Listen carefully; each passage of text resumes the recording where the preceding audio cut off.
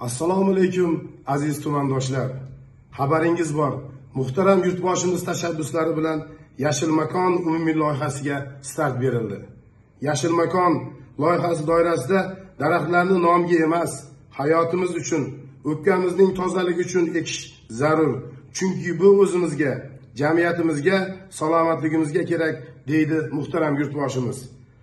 Men hurmat qiladigan va ishonadigan mahalla raislari bu masalaga jonkuyar bo'lishlari kerak. Har bir xonadon yiliga 2 tagina daraxt eksin, har bir tashkilot 10 tagina daraxt eksin. Hamma o'rnak bo'lish kerak. Bu masala jamiyatda hech kim befarq bo'lmasligi kerak. Shunday muhit yaratishimiz kerakki, daraxtga bo'lgan munosabat uyimizdan, oilamizdan, nevaralarimizdan, farzandlarimizdan, jamiyatimizdan, mahallamizdan boshlasak, uyimiz o'ylaymanki, yutuq natija biz kutgandek bo'ladi. Yashil makon umummilliy loyihasi tuman qishloqlarimizni yashil maydonga aylantirish, go'zal bog'lar barpo etish imkonini beradi. Bu boradagi ishlar Ohangaron tumanida ham boshlab yubordik. Baxt indeksini belgilashda ekologik omillar ham yetakchi o'rin tutadi.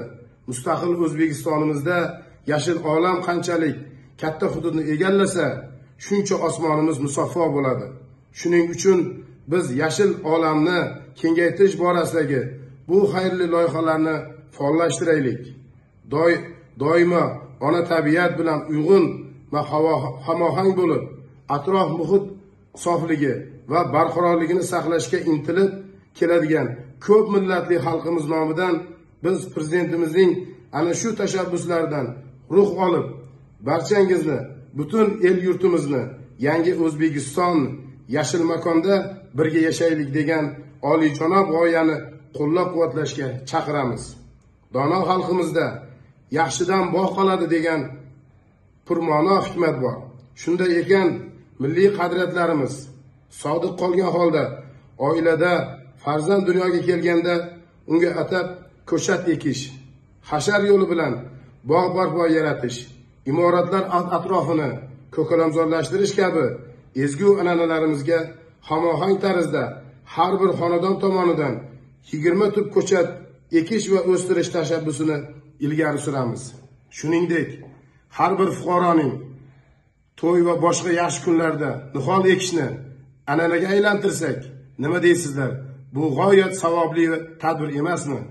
Qadrli mahalla faollari, ko'chaboshi va uyboshilar, ayni vaqtda ayrim mahallalarda, ko'cha va gulzorlarda bo'sh turgan daraxt ekilmagan joylar ham ko'p. Endigina vazifamiz ushbu joylarni bog'roqlarga aylantirishda mahalla ahlini hamjihatligini kuchaytirish, hudud obodligi va aholi farovonligiga xizmat qiladigan loyihalarni kengaytirishdan iboratdir.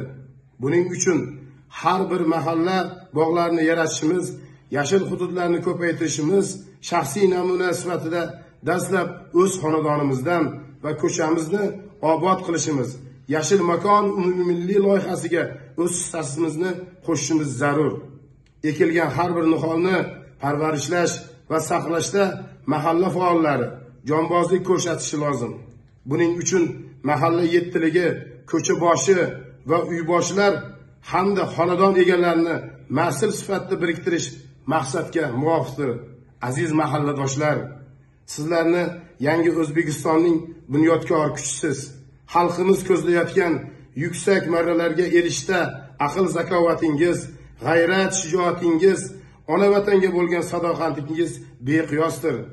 Ona zaminimizga mehr bering.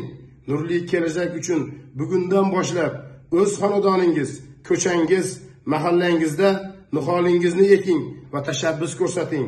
Aslo unutmang, sizning hissangiz mahallangiz va butun xalqimizning farovonligi uchun xizmat qiladi. Daraxt ekish va uni parvarishlashni majburiyat emas, qadriyat sifatida qabul qilaylik. Har birimiz kelajak avlod oldidagi burchimizni chuqur his qilgan holda yashil makon umummilliy loyihasini umumxalq milliy harakatga aylantiraylik.